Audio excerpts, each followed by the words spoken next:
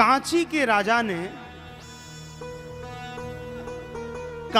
राजा ने अपनी बेटी का स्वयंवर रचा।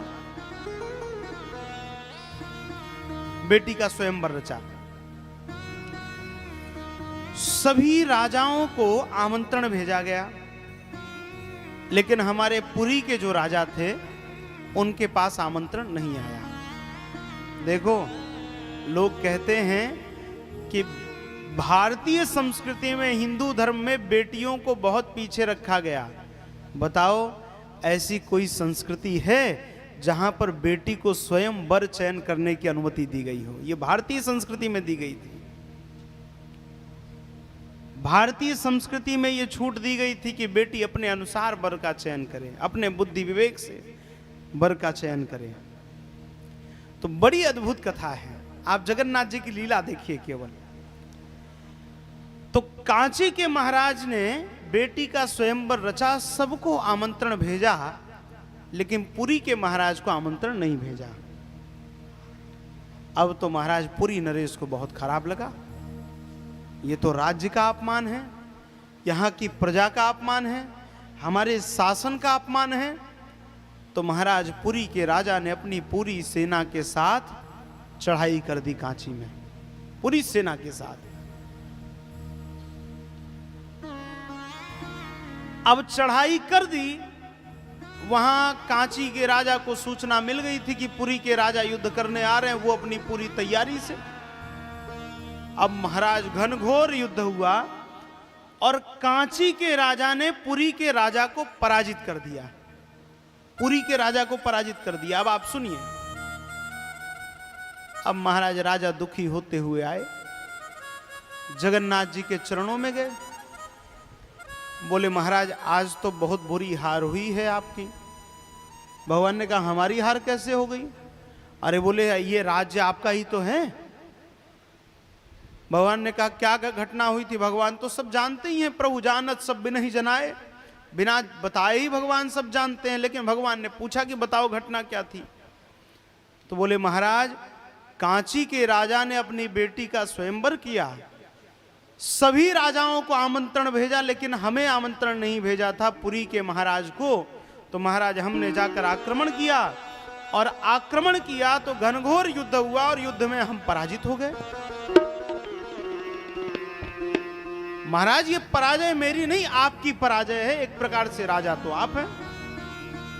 भगवान ने कहा अच्छा युद्ध हमसे पूछ के गए थे लड़ने? ब्याह तो अपना करने गए थे, ब्याह नहीं हुआ, हार के आए तो हमारी हार। हमसे पूछ गए थे? राजा ने कहा ये बात तो सही है प्रभु आपकी। बोले राजा ये हार मेरी नहीं, तुम्हारी हार है, क्योंकि मेरी अनुमति के बिना, अगर मैं राजा था, मेरा राज्य था, तो मेरे संज्ञान में तो आना चाहिए था। हमसे पूछते कि प्रभु करना क्या है? जाओ इस बार युद्ध करने जाओ, अब विजय होगी तुम्हारी। राजा ने पुनः अपनी सेना पूरी तैयार की। सेना लेकर राजा निकले, उसके पहले जगन्नाथ भगवान ही घोड़े पर एक योद्धा के स्वरूप में, राजा के स्वरूप में विराज गए। दोनों भाई बलराम जी और जगन्नाथ जी दोनों विराजमान हो गए। घोड़े पर बैठकर पूरे युद्ध की तैयारी में भगवान चले। अब जाते जाते भगवान को रास्ते में लगी भूख। अब क्या करें? तो देखा कि एक ग्वालन दही बेच रही थी। कोई दही ले लो, कोई दही ले लो। भगवान ने कहा ये शुद्ध गाय का जो है दही बेच रही, लाओ इसी को पी लिया जाए। अब तो जगन्नाथ भगवान तो आप देखिए कितना विशाल काय स्वरूप है भगवान का। कितने मन चावल का एक साथ भोग लगता है महाराज? 56 कुंटल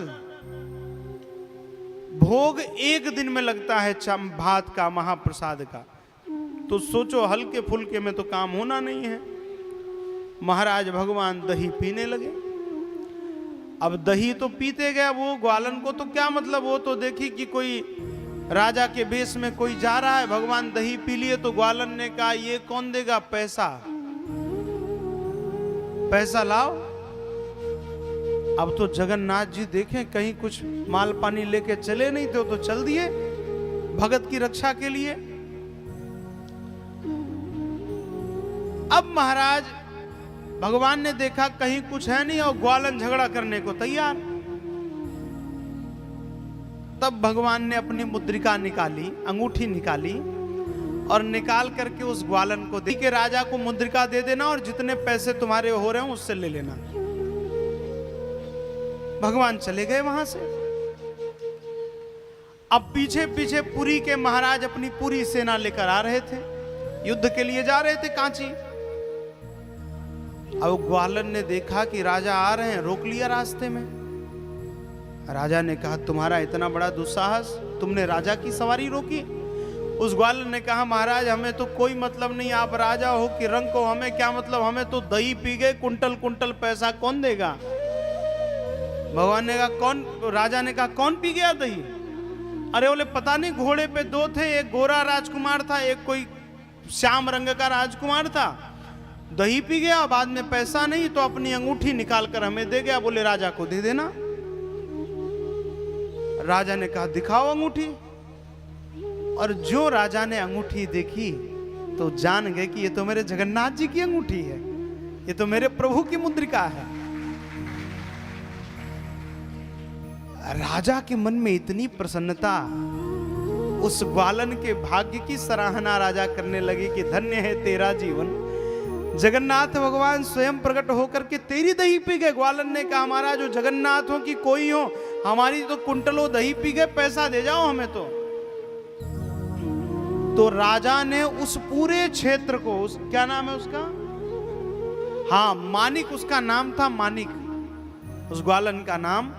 तो मानिक पाटना करके पूरा क्षेत्र राजा ने उस ग्वालन को लिख दिया कि ये पूरा क्षेत्र तेरा आज से, धन्य है तेरा भाग्य कि जगन्नाथ जी ने दही पी तेरी। के राजा को मुद्रिका दे देना और जितने पैसे तुम्हारे हो रहे हो उससे ले लेना। भगवान चले गए वहां से। अब पीछे पीछे पुरी के महाराज अपनी पूरी सेना लेकर आ रहे थे, युद्ध के लिए जा रहे थे कांची। अब ग्वालन ने देखा कि राजा आ रहे हैं, रोक लिया रास्ते में। राजा ने कहा तुम्हारा इतना बड़ा दुस्साहस, तुमने राजा की सवारी रोकी। उस ग्वालन ने कहा महाराज हमें तो कोई मतलब नहीं, आप राजा हो कि रंग को हमें क्या मतलब, हमें तो दही पी गए, कुंटल कुंटल पैसा कौन देगा। भगवान ने कहा कौन, राजा ने कहा कौन पी गया दही। अरे बोले पता नहीं, घोड़े पे दो थे, एक गोरा राजकुमार था, एक कोई श्याम रंग का राजकुमार था। दही पी गया, बाद में पैसा नहीं तो अपनी अंगूठी निकाल कर हमें दे गया, बोले राजा को दे देना। राजा ने कहा दिखाओ अंगूठी।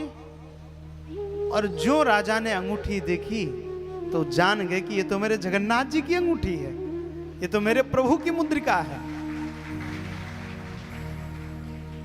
राजा के मन में इतनी प्रसन्नता, उस ग्वालन के भाग्य की सराहना राजा करने लगे कि धन्य है तेरा जीवन, जगन्नाथ भगवान स्वयं प्रकट होकर के तेरी दही पी गए। ग्वालन ने कहा महाराज जो जगन्नाथ हो कि कोई हो, हमारी तो कुंटलों दही पी गए, पैसा दे जाओ हमें।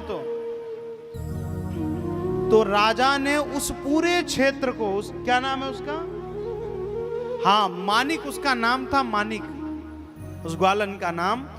तो मानिक पाटना करके पूरा क्षेत्र राजा ने उस ग्वालन को लिख दिया कि ये पूरा क्षेत्र तेरा आज से, धन्य है तेरा भाग्य कि जगन्नाथ जी ने दही पी तेरी। और युद्ध हुआ तो इस बार पुरी के राजा जीत गए। क्यों? क्योंकि जगन्नाथ जी का आशीर्वाद था, जगन्नाथ जी की कृपा थी, राजा की विजय हो गई। तो कांची के राजा ने कहा कि महाराज हम अपनी बेटी आपको देने के लिए तैयार हैं। अब तो भैया पुरी तो कहता है बेटी देंगे, नहीं चाहिए तुम्हारी बेटी, अब तो तुम्हारी बेटी का ब्याह मैं किसी चांडाल से करवाऊंगा। पुरी के राजा ने कह दिया कि अब तुम्हारी बेटी से मैं ब्याह नहीं करूंगा, तुम्हारी बेटी का विवाह मैं किसी चांडाल से कराऊंगा। अब तो भैया भयंकर अनर्थ होने वाला है, करे क्या? राजा दुखी हो गया, कांची के राजा दुखी हो गए, कौन अपनी बेटी चांडाल को देगा?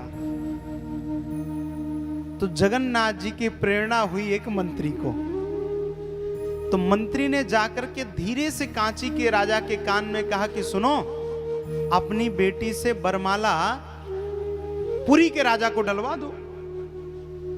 उन्होंने कहा कि पुरी के राजा तो कह रहे हैं कि बेटी का ब्याह चांडाल से करेंगे। अरे बोले तुम बरमाला तो डलवाओ, फिर आगे हम बताएंगे जो करना है। अब कन्या गई और अवसर देख करके जैसे ही अवसर मिला अपनी बरमाला पुरी के राजा के गले में डाल दी। राजा ने कहा कि मेरे गले में क्यों डाली? तुम्हारा ब्याह तो मैं किसी चांडाल से करवाने वाला था। अब जगन्नाथ जी की प्रेरणा हुई और वो बेटी ही बोल पड़ी, बोली महाराज आपसे बड़ा चांडाल कौन है? आपसे बड़ा चांडाल कौन?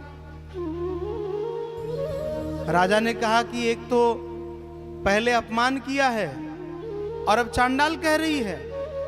बेटी ने कहा कि महाराज आप अन्यथा मत लीजिएगा, बुरा मत मानिएगा, आपसे बड़ा चांडाल कौन है?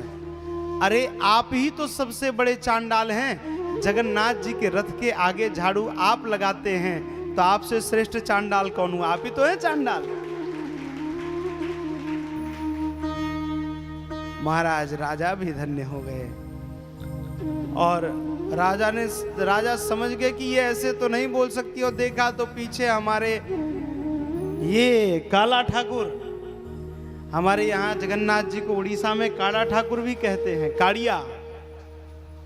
तो हमारे जगन्नाथ जी पीछे खड़े मुस्कुरा रहे। तो राजा ने कहा महाराज ये सब आपकी लीला हो सकती है। कहने का तात्पर्य केवल इतना है कि जब हम भगवान के बिना संज्ञान के कोई कार्य अपने पुरुषार्थ के बल पर करेंगे तो वहां निश्चित पराजय होगी। लेकिन जब प्रत्येक कर्म भगवान को समर्पित करके करेंगे कि प्रभु ये आपका कार्य है और आपने इस कार्य के लिए मुझ जैसे अकिंचन जीव को माध्यम बनाया है, तो पग पग पर आपकी विजय होगी, पग पर आपकी विजय।